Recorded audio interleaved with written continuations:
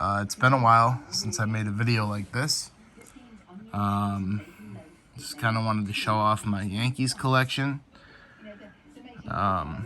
This is my biggest collection of memorabilia and autographs and numbered cards that I have.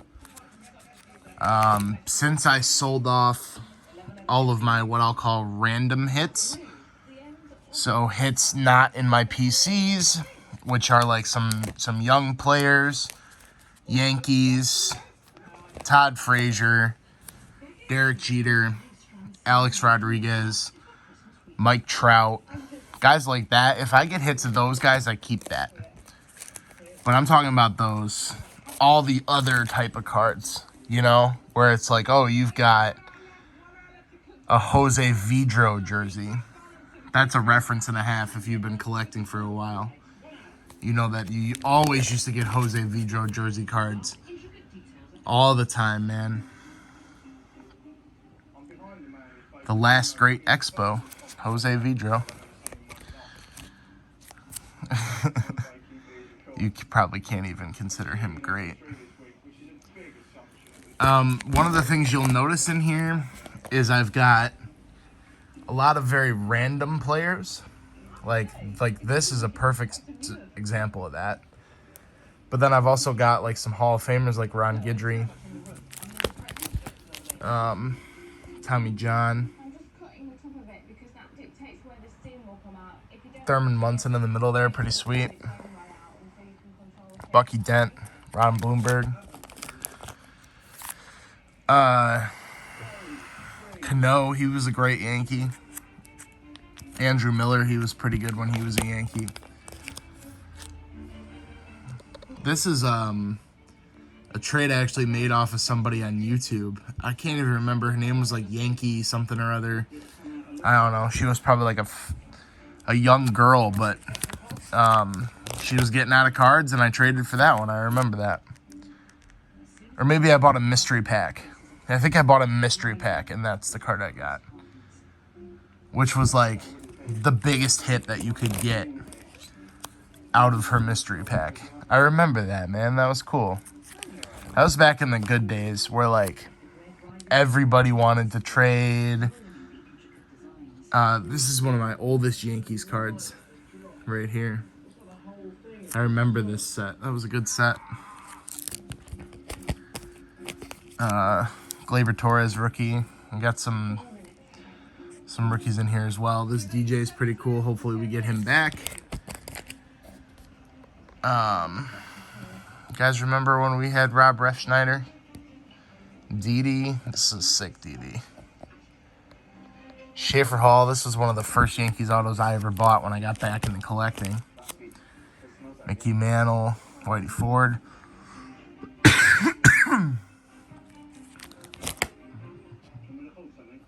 Matsui.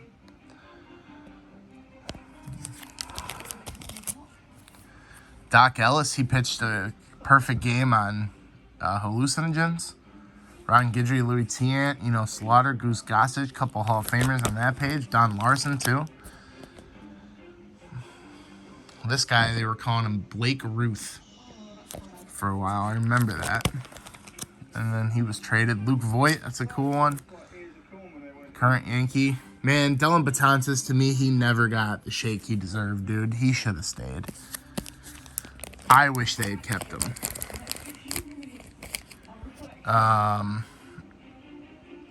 Ronald Torreyes, loved watching him play. Don Mattingly, short print, pretty cool. Andy Pettitte, Mike Mussina. Andy Pettitte, a guy who I wish would get in the Hall of Fame. Here's another guy I wish would get in the Hall of Fame right here, Roger Clemens. Boy, Andy Pettitte, man, he deserves to be in the Hall of Fame. And the reason I say that is because it didn't make him better. It just stopped his body from failing him. There's nothing wrong with that. Like, why should your greatness be limited to how long your body can physically last? Like, a guy who is average, like Harold Baines, who just played forever and ever and ever, and because he played forever and ever, he got good stats, gets into the Hall of Fame. But a guy like Andy Pettitte, whose body was failing him, so he fixed the situation, and he's the winningest pitcher in postseason history ever. Like, ever. And if that's not great to you, and that's not Hall of Fame worthy to you, man, I don't get it. I think that the theory behind no steroids is to keep guys out like Barry Bonds. But it also, because of that, limits guys like Roger Clemens and Andy Pettitte. Which sucks, because they were both great players who deserve to be in the Hall. And, you know, I've heard a lot of people saying that this lately has been the Hall of very good. Lots of guys who have gotten in have been very good, but not Hall of Fame worthy. I disagree with that, right?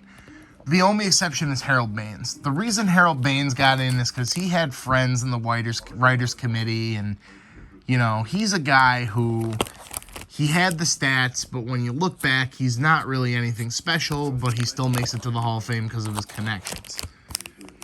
And that's fine. I don't hold it against Harold Baines, but he's definitely, if we're going to be honest, not in the same conversation as Ivan Rodriguez, one of the best defensive yet still power slugging catchers ever. We're not going to say Mike Mussina is not a Hall of Famer. He had almost 300 wins, career strikeout ERA, all that stuff. Wild. Great player. We're not going to say that... See, but the problems they have are Bruce Smith and Harold Baines, right? Greg Maddux should have been a Hall of Famer, okay?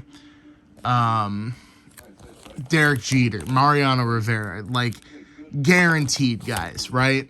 So I don't think you could say it's been the Hall very good lately. And here's the other thing I don't get. How come Mariano Rivera can become the first unanimous player to ever be voted into the Hall of Fame, and Derek Jeter wasn't number 2? Like,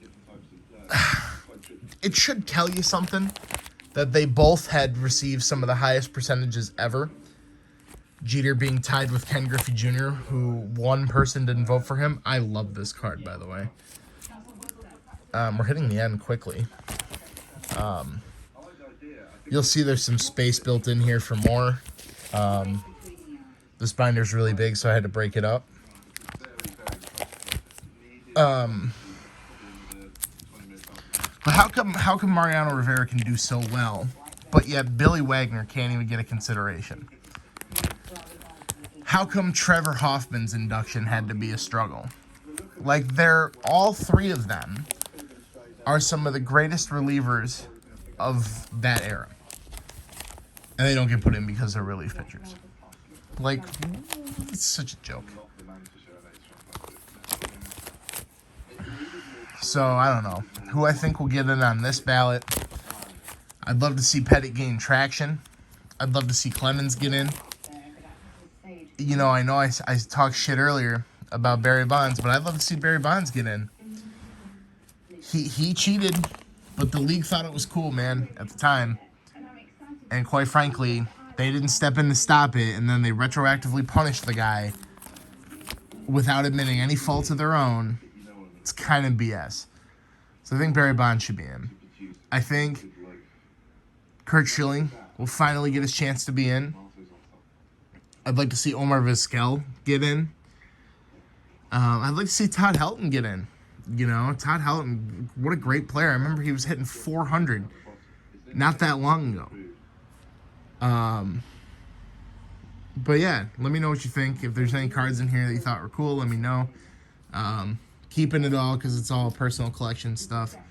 I'm just like all my Todd Frazier's, but cool. It was cool hanging out with y'all. Peace.